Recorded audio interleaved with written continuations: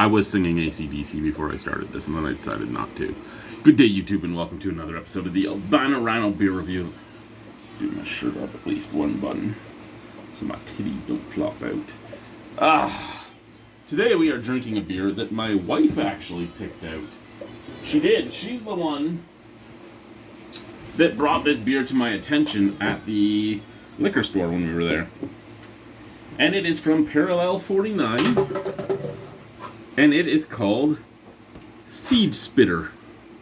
And Seed Spitter is a watermelon wheat ale at 4.9% alcohol by volume.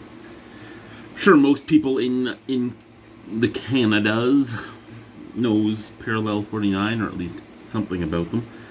They were a big craft brewery. And when I say big, I mean they were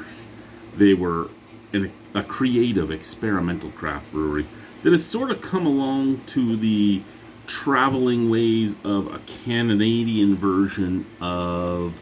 I would say they're a Canadian version of Sam Adams. They're in several provinces. You can get Parallel 49 in Alberta. You can get it in BC. You can get it in Manitoba. You can get it in Saskatchewan. You can get it in Ontario. I hear you can get it in some maritime provinces at some points during the year. And they make several different beers. And usually they're weird flavors or weird mixtures or anything like that. So to me, they are like the Canadian Sam Adams in that they're widely available. They're usually not that expensive. And though none of them lately have been great for me, they've all been fun to try. And they all have great art. I like this one. I like the bow tie, which is also the belt. I like the bite out of the tip. I like that he's spinning his seeds.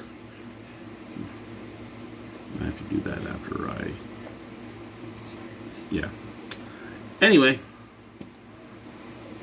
It doesn't look like there's much to talk about. Have you ever sipped a summer day? The classic crisp Belgian wheat finishes with a blast of refreshing watermelon. Contains barley, oats, and wheat. So here's the thing with the watermelon beer, right? And I know this one is one that is weird. This one, for some reason, it always throws me that it doesn't come out pink or red, even though I know for a fact it's not going to come out pink or red. I mean, if you buy a watermelon, you cut it up. The juice you get off of it quite often is clear or just very, very lightly hazed as a pink. So I know, unlike other fruit beers, this one isn't going to really come off with a real color. It's going to be a golden beer. But it still always throws me off because for some reason I think about a watermelon beer and I'm like, oh, this should be nice and red or pink. But again, I already know that it's not supposed to be. I'm just speaking about how my mind wonders on some of this stuff, right? And if you really smell a lot of watermelon, then it's probably an extract anyway, because it's not like watermelon has a huge nose. It doesn't have a great scent that comes off of it. It kind of has a fresh, watery scent, kind of like a cucumber. But a cucumber has like a dirty, watery scent, as opposed to watermelon that has that fresh, slightly sweet watermelon scent. So there's our Seed Spitter. There's our beer. Basically what I expected out of it, golden. I actually didn't expect it to have much haze, even though it is a wheat beer. Bright white head. There is a snap, crackle, pop. My wife has the jumbo fan on and her phone watching some videos, so we're not going to hear the snap, crackle, pop. I'm not telling her to turn it off or anything. She can watch whatever she wants over there. Just saying that we're not going to hear the snap, crackle, pop. Oh, and we also have all three dogs down here chewing on bones and wrestling and all that. I'm actually surprised it's as quiet as it is. Scent out of the can.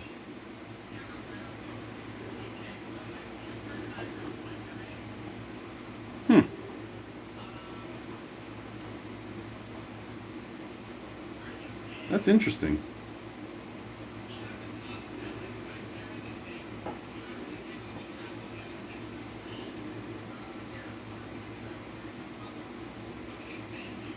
it kind of smells like a wheat beer, which it should. It is a wheat beer.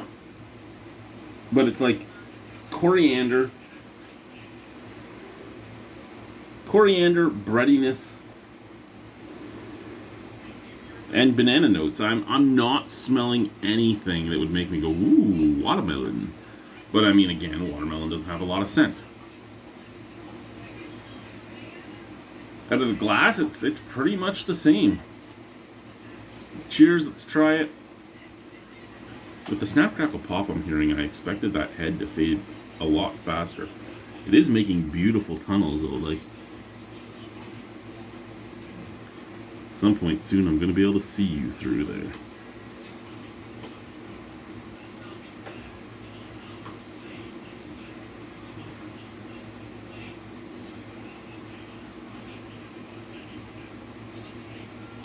Cheers, let's try it.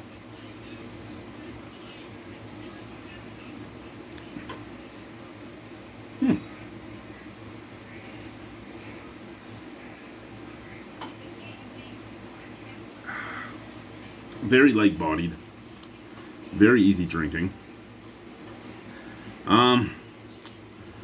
Herein lies the rub with this, right? Again, watermelon has flavor, but doesn't have a lot of flavor unless you're using a watermelon extract. It's not like watermelon is a big booming in your face flavor. It's subtle. It's nice. It's a lot of eating a watermelon is just the experience, the texture, everything else. Like, it's not the most flavorful fruit out there. And I'm actually surprised at how much we charge for them, thinking about how unflavorful it is, but at the same time it takes a lot to grow one. And especially one at a good size.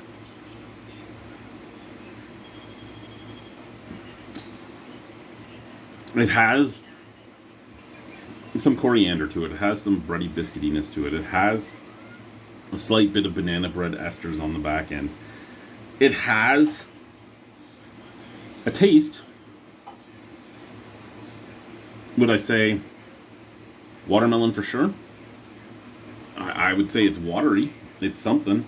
It's almost like cucumber water, but with a touch of sweetness, which is kind of what you'd expect out of a watermelon beer. Like a true watermelon beer.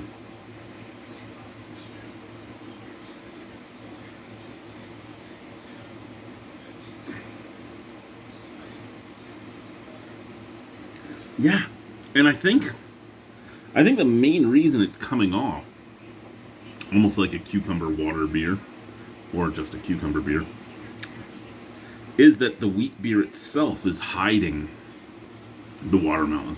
Most watermelon beers I've had have been like a lager, that type of thing, because it's such a subtle flavor that I'm just not getting much off of it. Is it a bad beer? Not at all. Is it a beer that excuse me. Is it a beer I could really get behind? Again, probably not really. I wouldn't buy it again. I have no problem drinking it again. It was fun to try. It's intriguing. Out of 10, probably a 6.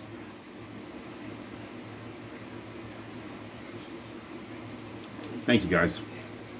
Bye.